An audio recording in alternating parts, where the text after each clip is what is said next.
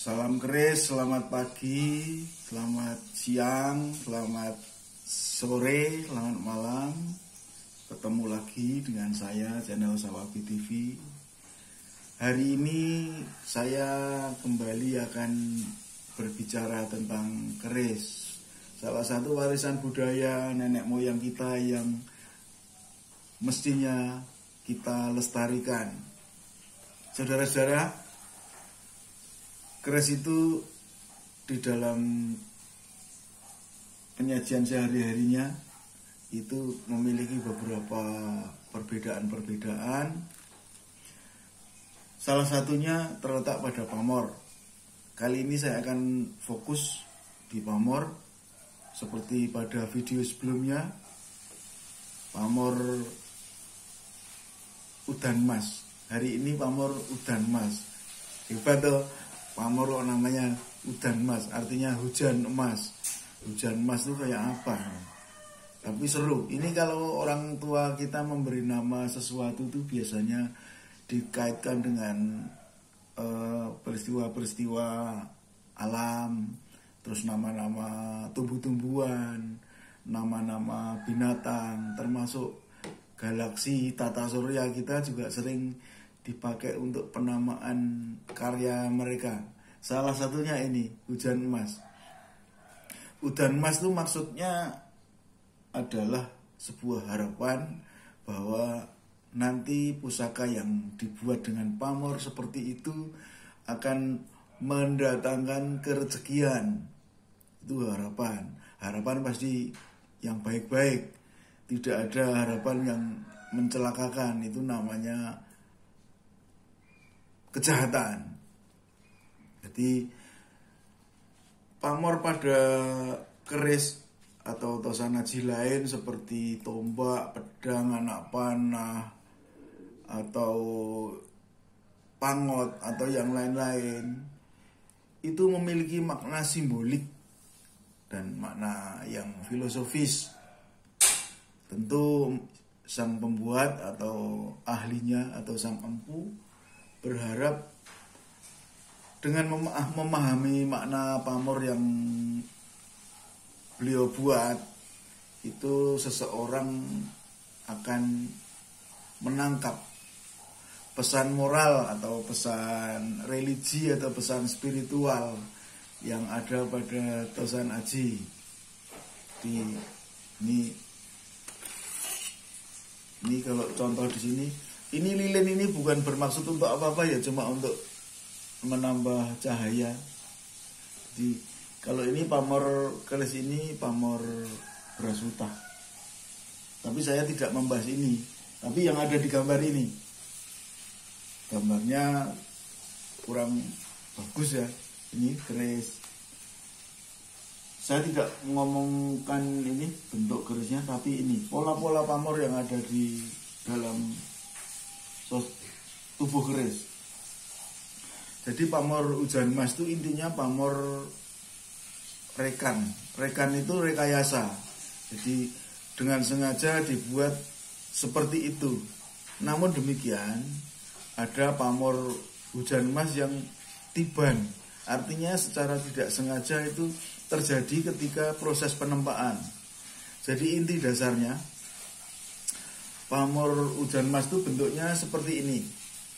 Ini lingkaran gini, bulat. Nah, seperti ini. Bulatan seperti ini.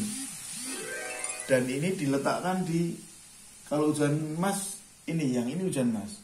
Polanya 2 1 2 1 2 1. Ini kelihatan ya. Ini 2, ini 1 2 2 di kiri kanan, lalu 1 di tengah.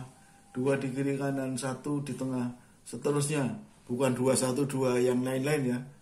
Ini pola. Jadi membentuknya bagaimana? Dulu ketika bahan itu masih berupa kodokan. Kodokan itu sebelum dibentuk menjadi keris, sebelum dipipihkan seperti ini, jadi masih tebal, itu di drip. Di drip itu dijatuhi benda besi yang keras supaya ini pamornya itu blesek. Dibentuk 2 di kiri kanan, satu di tengah, dan seterusnya sampai ke dari bawah sampai ke ujung. Ini 2 1 2. Lalu ketika proses dikikir kalau sekarang di gerinda itu dihabiskan pamor-pamor yang masih menyembul ke permukaan. Jadi nanti tinggal tersisa pamor yang tadi masuk ke dalam tadi. Bentuknya akan seperti ini karena hasilnya akan menjadi seolah-olah pamor miring. Jadi cuma bulatan begini. Ini. Kalau ini lain, ini hujan mas, tapi ini sekar kopi. Jadi polanya sama antara hujan mas, sekar kopi itu pola bentuknya sama. Ini bulatan seperti ini. Bulatan seperti ini. Kalau sekar kopi itu di kiri dan kanan, tidak ada yang di tengah. Cuma bergerombol. Rata-rata 3 gerombolannya itu 1 2 3 itu. Jadi bulatan begini nih ada 3.